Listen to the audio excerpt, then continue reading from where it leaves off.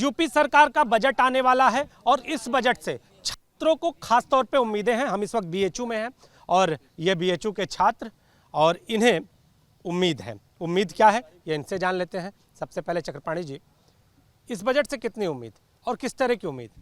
देखिए, छात्र होने के नाते कहीं ना कहीं ये मन में विचार रहता है कि जब भी सरकार बजट को पेश करे तो आम जनमानस को ध्यान में रखते हुए पेश करे, छात्रों को ध्यान में रखते हुए पेश करे, देश सेवा में लगे सैनिकों को ध्यान में रखते हुए पेश करे। अब रही बात कि हम लोग क्या सोचते हैं, तो वस्तुतः हम लोग ये चाहते हैं कि फीस में रियायत और छात्रवृत्तियों में बढ़ोतरी। जिस तरह महंगाई बढ़ रही है, आज कहीं न कहीं शिक्षा का महत्व पूरा देश समझ रहा है। यदि हम शिक्षित होंगे तो बहुत सारी समस्याओं का समाधान ऐसे ही निकल जाएगा, जो कि जिसके लिए तमाम सारे जो बजट सरकार खर्च करती है उसकी ज़रूरत शायद न पड़े। यदि पूरा देश शिक्षित रहेगा तो जो बजट सरकार स्वास्थ्य में खर्च करती है, तो जब शिक्षित हो जाएगा, जागरूक हो जाएगा, तो वो उतना स्वास्थ्य थोड़ी खराब होगा।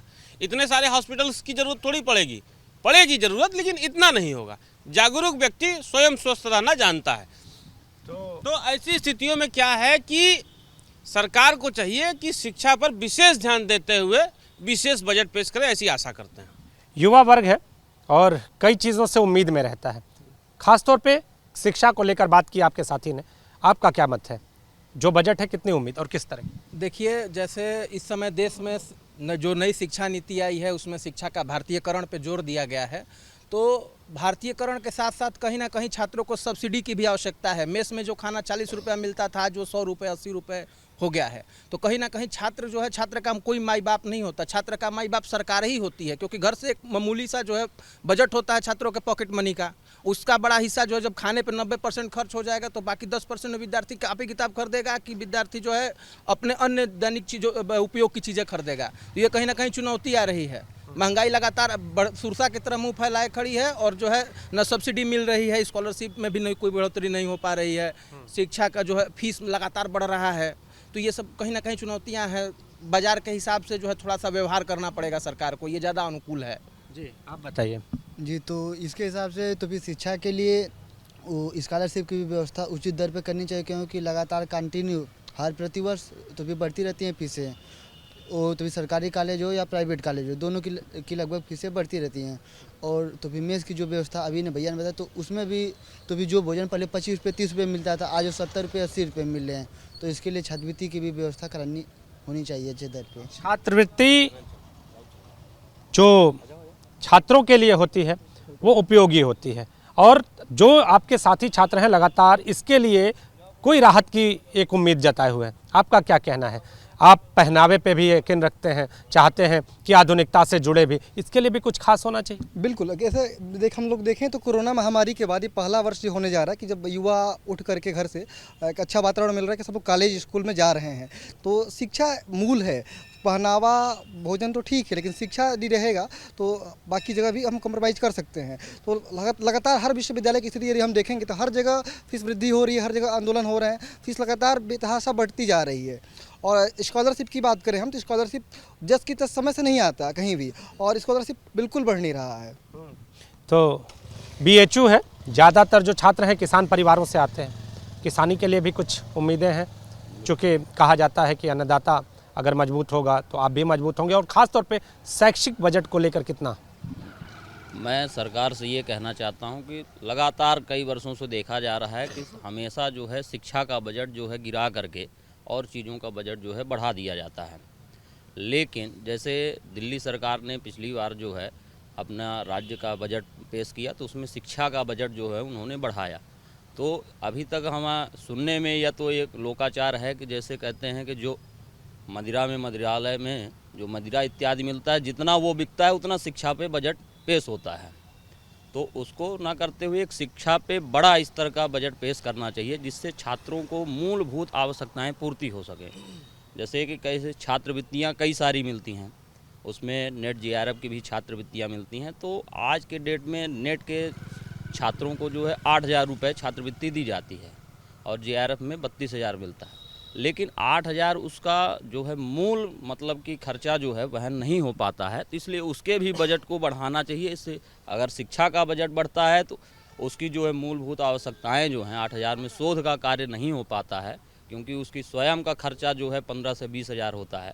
तो इसलिए उसका भी बजट लोगों को बढ़ाना चाहिए।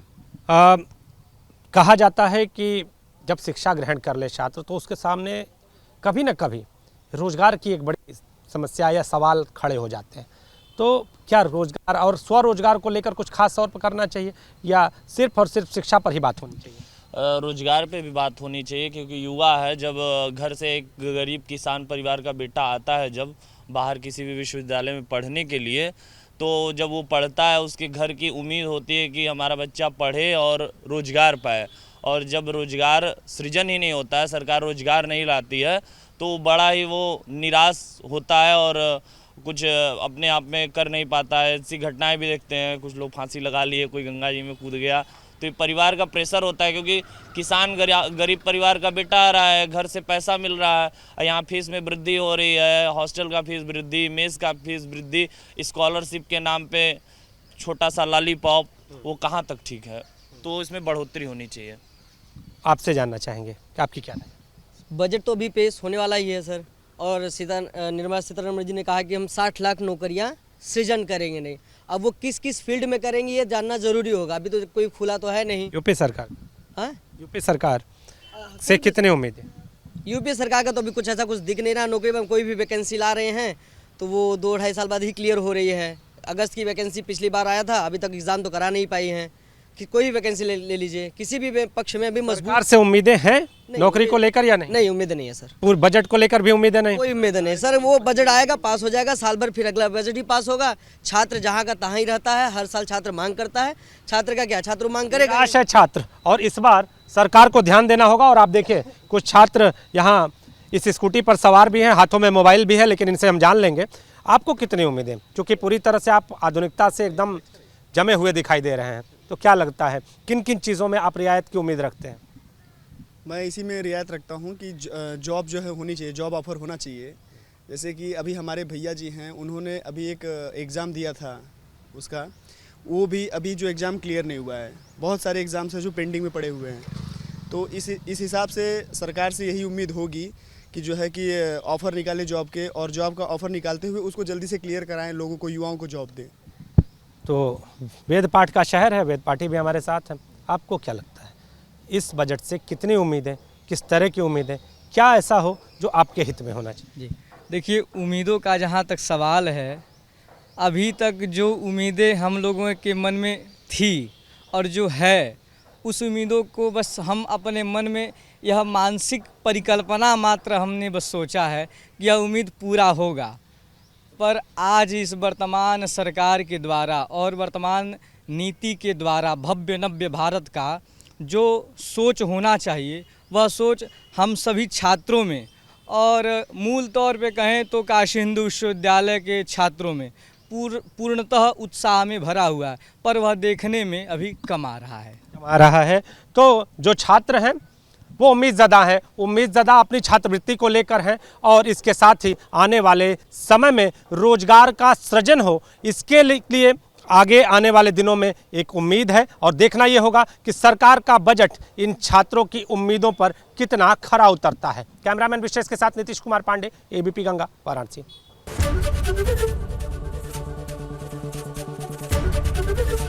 एबीपी गंगा, खबर आपकी, जुबान आपकी।